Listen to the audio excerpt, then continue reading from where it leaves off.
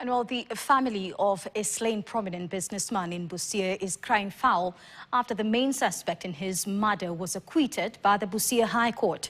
Alfred Olu Obayo was shot dead in February 2021 at the balcony of the first floor of his Texas hotel within Busia town. The prime suspect was arrested in Trans Nzoia County in his hideout, possessing an AK-47 rifle alleged to have been used in the murder of Obayo.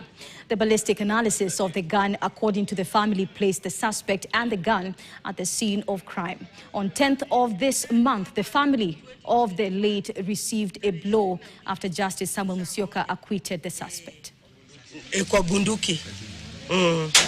Na wakati aliwawa, tukawa tunatafuta huyu mshukiwa na tulishika. Lipatikane endebes kama ametoroka kwa polisi.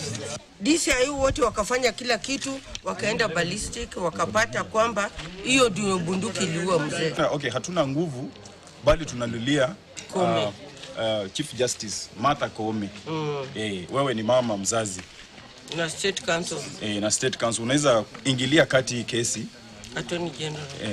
Unaweza ingilia kati hii kesi uone venye unaweza tusaidia tupate haki yetu. Kitu inatuuma sana ya kwamba yule mshukiwa alipelekwa kotini na evidence ya bunduki.